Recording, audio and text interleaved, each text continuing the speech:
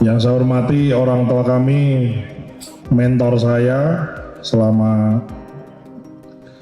2 tahun berkantor melantai di pertanian, Menteri Pertanian Republik Indonesia Puang Andi Amran Sulaiman.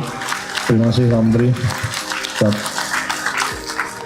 Saya menjadi Wakil Menteri di Kementerian Pertanian, menjadi anak buahnya Pak Menteri Pertanian. Jadi filosofi saya adalah wakil adalah anak buah komandan. Jadi itu cara kerja saya. Seorang wakil bukan partnernya kepala, bukan temannya kepala, bukan badinya kepala, tapi seorang wakil adalah anak buah komandan. Semua kebijakan Pak Mentan saya kerjakan. Jadi melaksanakan perintah tanpa membantah, itu adalah filosofi seorang anak buah yang baik. Dan saya diajari oleh Pak Presiden Prabowo mengatakan, seorang komandan yang baik itu adalah bekas anak buah yang baik. Jadi saya berusaha untuk menjadi anak buah yang baik, supaya suatu saat bisa menjadi komandan yang baik.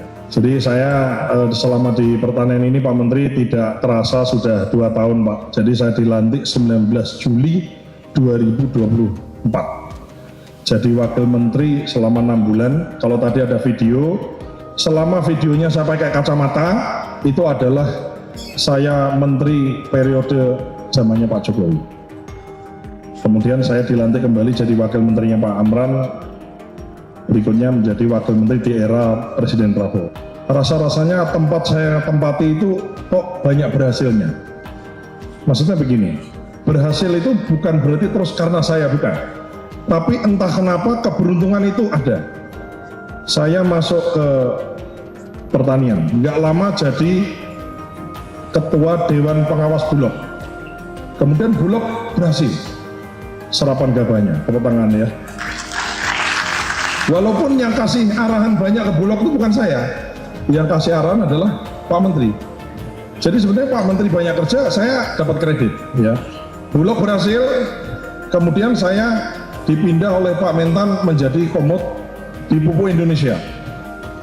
Tiba-tiba jadi komod, pupuknya lancar.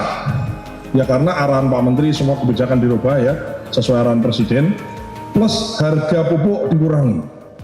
Jadi berhasil di Pupuk Indonesia.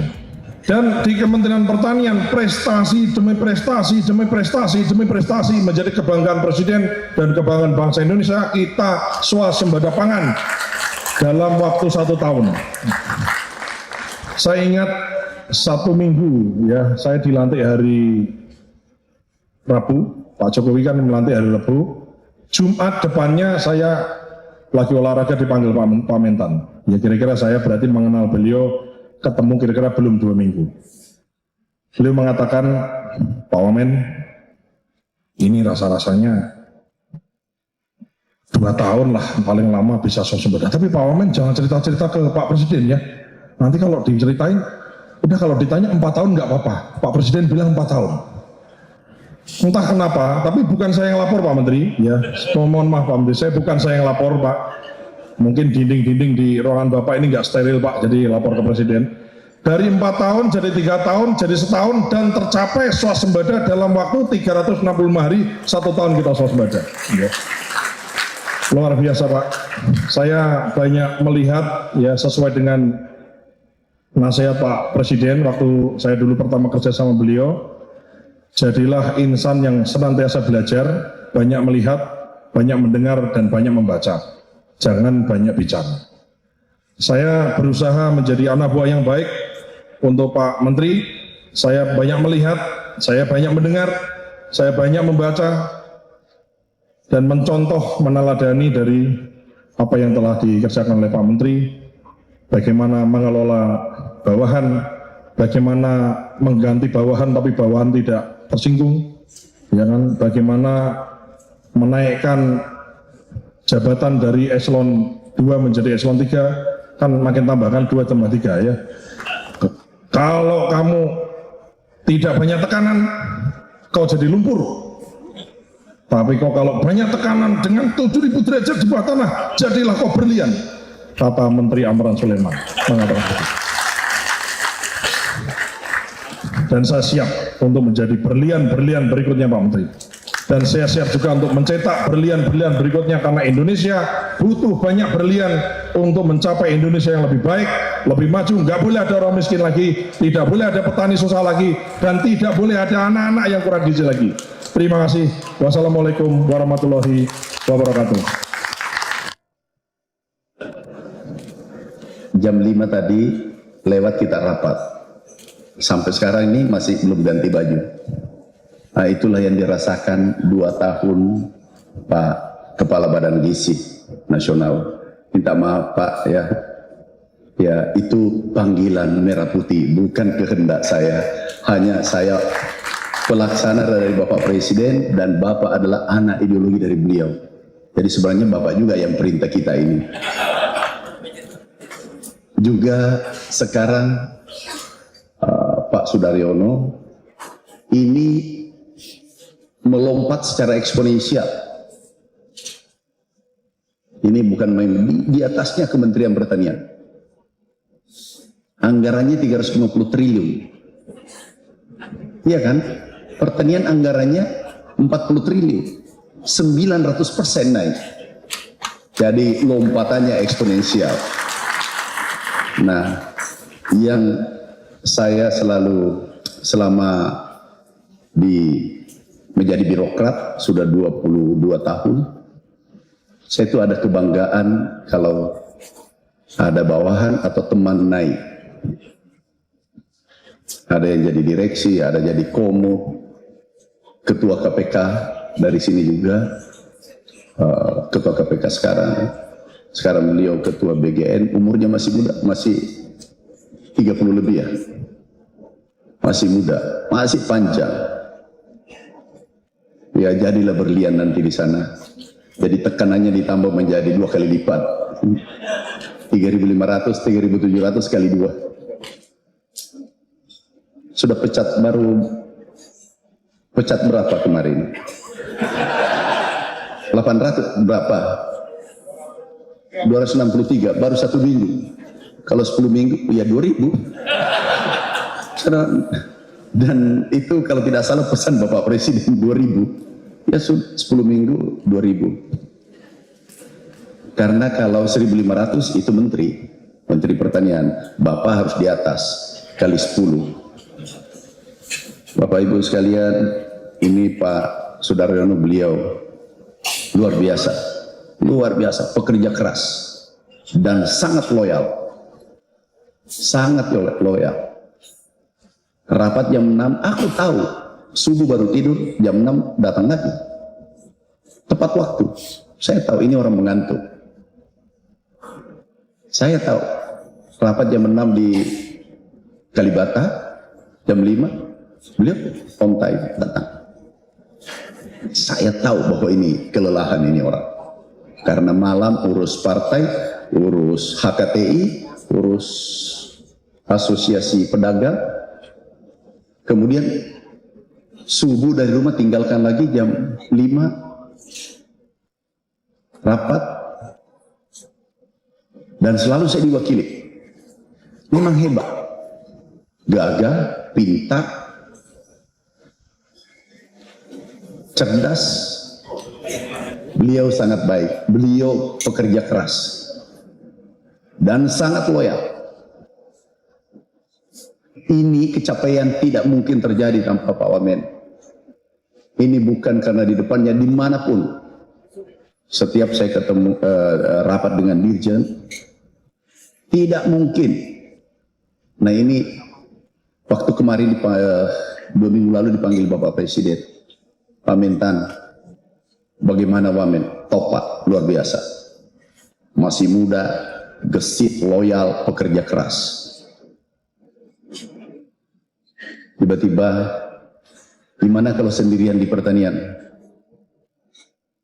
Saya tidak mungkin mengatakan, enggak Pak, pasti bisa. Pulang baru merenung, gimana caranya nanti kalau sendirian ini? Jadi mungkin kalau capaian ini 100, itu 50% dari Pak Kepala Badan Gizi.